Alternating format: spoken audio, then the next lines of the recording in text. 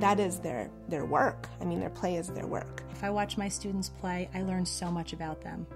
I learn how they problem solve. I learn how they interact with other students. Play is such an important part to build a social community in the classroom, to help children become comfortable so that they can engage in more higher level learning experiences. I think that if we look at what we want for our children, we all want our children, our students, to grow up to be productive adults with fulfilling lives. And what does productive mean? It can mean so many different things, but at the end of the day, we want them to be happy and fulfilled. And I think the question of how we get there is versus, where we want them to end up are two different things. And it starts when they're young. It starts in preschool. There is this idea, and I'm not exactly sure where it originated, that your child you come to school for a very specific purpose, and that purpose is to read or to do math problems. But the reality of preschool is that we are creating citizens for the world.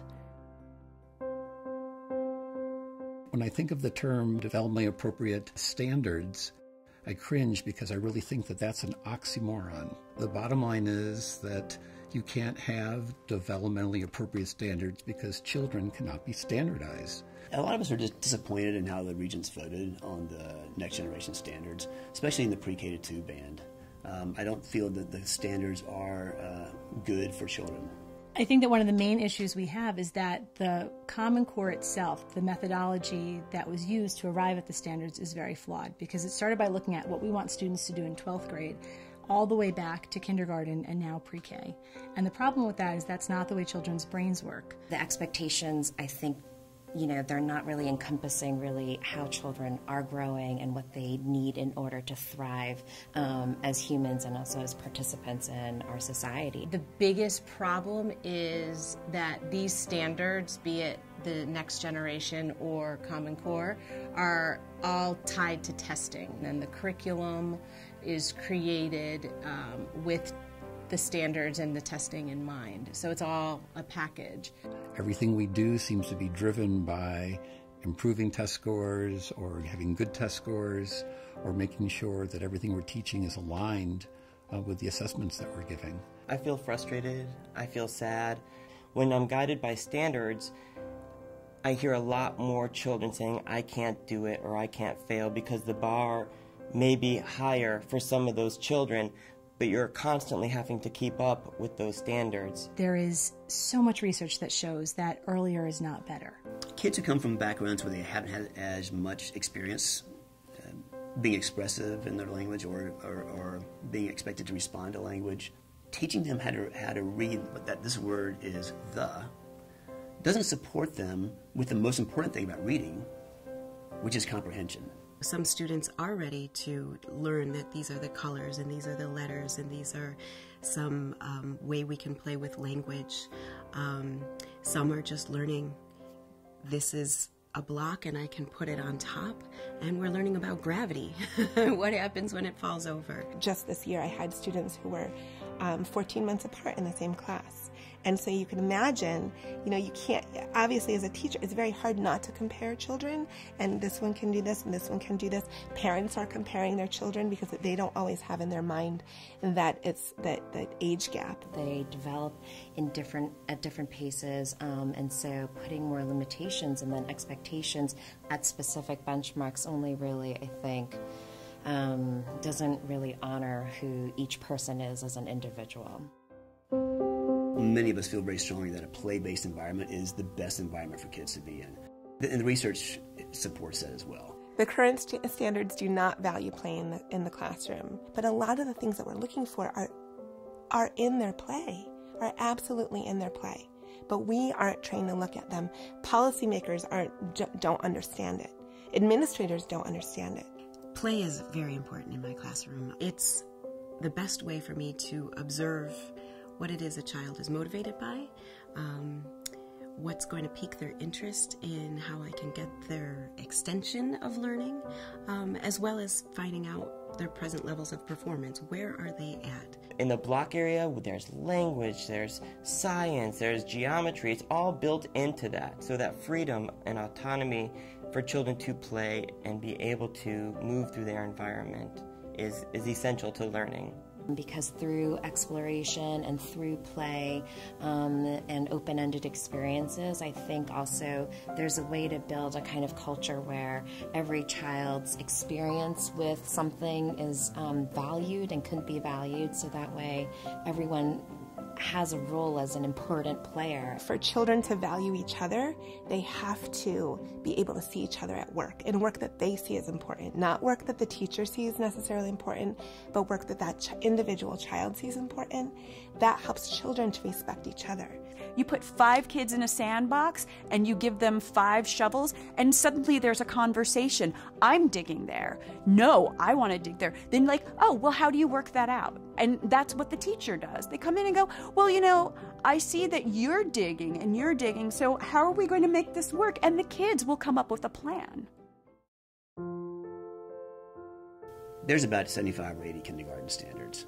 There's so many of them that in order to meet all these standards and assess a child's progress towards meeting them, there's no time left in the day for play. There's no time left for exploration. And what you end up with is a lot of rote, direct instruction. You don't have time for anything else other than reading, writing, and math. My day is mostly reading, writing, and math. And all those activities require a fair amount of sitting. In New York State's own math curriculum for kindergarten, there are 160 50-minute long lessons. But think about a 4-year-old. And they're on the rug or at their table for, let's say, 45 minutes. Well, everybody knows that's not a natural thing for a 4-year-old to be doing. When I hear about kindergartners sitting at tables with their computers doing work on the computers, it makes me weep. And then I hear in the same school how they're having severe bus issues and behavioral issues. Like, of course, can't you see that that's why they're in their seats all day? I think there are many consequences. I think we compromise children's ability to think critically. I think we miss the whole concept of children being intrinsically motivated in learning when we come in with a teacher-directed approach. So when the standards say it has to be this way and you're working within a community where children can't achieve those standards, you're creating a class of children that are getting the message that school isn't for them, that they can't do it. And when we as teachers are not empowered or have the autonomy to implement other practices to help our children to be more successful, we start to lose everything. It just falls apart. And my biggest fear is that we are not only turning kids off to school, we're not only destroying their love of learning and teaching them that school is a place that you come to endure, but that we're going to be identifying kids as having behavioral issues. We're going to be over-identifying kids as having ADHD. Even at the preschool level, more children who are being put on medication, such a young age, they're still developing so much. And I don't think parents understand that sometimes this wiggly sitting behavior is appropriate for a 3-year-old to be wiggly in their seat. It's not appropriate for them to be sitting for a half an hour listening to direct instruction. So that rigor that we have, that's all about us, and it's not about them, and they know that. They know that. They totally know that. And you see some kids getting even, so they'll act up more, and good for them. Sometimes I think good for them because they know this isn't about me. You don't care about me. You don't want to see who I am. There's been an increase in the number of suspensions and expulsions of young children from their classrooms. And I can't help but think that's a direct outgrowth of inappropriate learning environments. If you suspend a 4-year-old, a 5-year-old, the kid thinks, oh, something's gravely wrong with me, something's really wrong with me. But, you know, that's not necessarily the case. The child might be reacting, having a negative reaction to these policies and the effects of these policies. And the kids I work with are the kids that have already been identified as having behavior problems. And these are beautiful, brilliant kids. And given an environment where they're given the flexibility to learn the way they need to learn, they thrive. The people that are sitting on these committees, the people that are calling the shots, from the department chair people for state ed through the governor. There's no evidence that people who are trained in early childhood, that people who are advocates for children and learning are having any say in what's going on.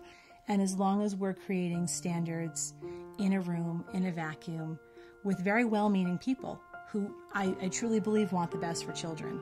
But there's something to be said for knowing what you don't know. And if you haven't been in a classroom for 20 years, if you haven't spent a number of years teaching young children, you have no business deciding what's appropriate and what's not appropriate. Educators absolutely need to be involved in the policies and the decision-making that happens with early childhood education. Teachers are the ones that know young children best. It's frightening when you think about how far from the research we've come and how far away from what we know about children and child development. And it's so simple in some ways. What we need to do is scrap what we have, go back, start with decades of research, and build from the bottom up. We can certainly create a sequence of skills that we think are appropriate for children to learn, but let's present that when the children are ready for that, and let's have it come out of their experiences.